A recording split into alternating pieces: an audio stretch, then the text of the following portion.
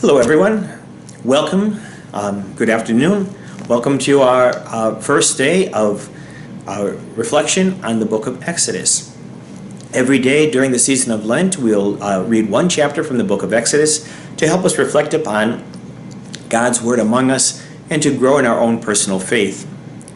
A few things about the book of Exodus I'd like to take a moment to explain, and then every day we might have a little explanation as well as the reading in order to help us understand better what this book means.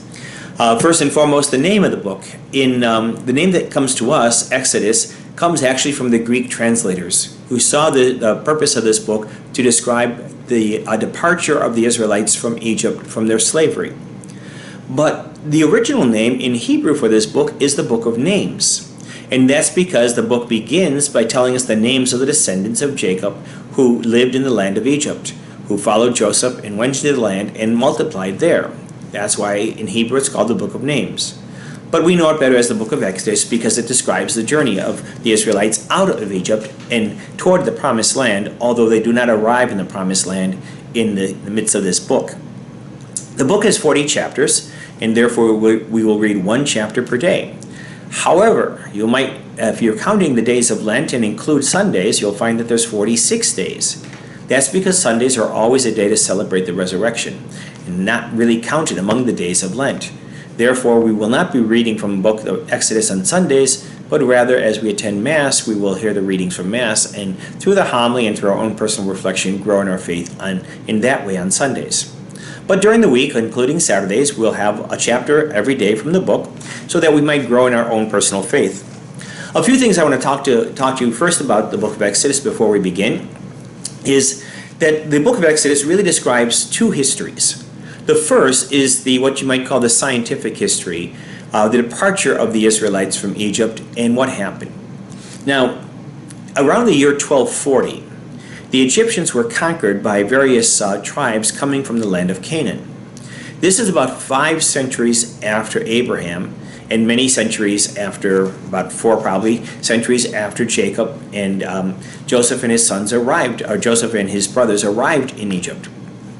However, the Israelites and many others grew. The nomads that came to Egypt over these centuries grew and grew very powerful as the Egyptians lost control of their own country. However, once the Egyptians began to take control of their country back in 1240, then they began to expel the various foreigners or to force them into slavery or cause heavy taxes upon them. And this is where we begin the book. This recognition of the forced slavery, the forced work, and the heavy taxes applied to those foreigners, those nomads who were living in the land of Egypt.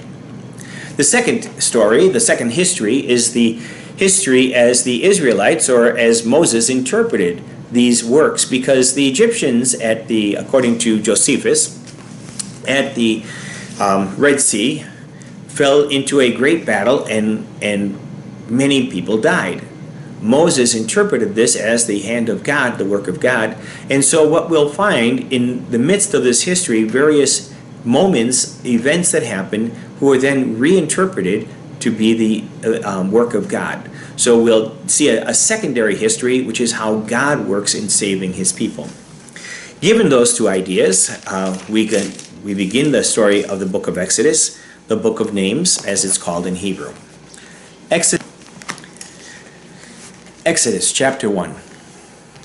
These are the names of the sons of Israel who, accompanied by their households, entered into Egypt with Jacob: Reuben and Simeon, Levi and Judah, Issachar, Zebulun, and Benjamin, Dan and Naphtali, Gad and Asher. The total number of Jacob's direct descendants was 70.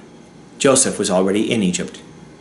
Now Joseph and all his brothers and that whole generation died, but the Israelites were fruitful and prolific. They multiplied and became so very numerous that the land was filled with them. Then a new king, who knew nothing of Joseph, rose to power in Egypt. He said to his people, "See, the Israelite people have multiplied and become more numerous than we are. Come, let us deal shrewdly with them to stop their increase. Otherwise, in time of war, they too may join our enemies to fight against us and so leave the land." Accordingly, they set supervisors over the Israelites to oppress them with forced labor. Thus they had to build for Pharaoh the garrison cities of Pithom and Ramses. Yet the more they were oppressed, the more they multiplied and spread, so that the Egyptians began to loathe the Israelites. So the Egyptians reduced the Israelites to cruel slavery, making life bitter for them with hard labor at mortar and brick and all kinds of field work, cruelly oppressed in all their labor. The king of Egypt told the Hebrew midwives, one of whom was called Shiphrah and the other Puah, "When you act as midwives for the Hebrew women, look on the birth stool. If it is a boy, kill him. But if it is a girl, she may live." The midwives, however, feared God. They did not do as the king of Egypt had ordered them, but let the boys live. So the king of Egypt summoned the midwives and asked them, "Why have you done this, allowing the boys to live?"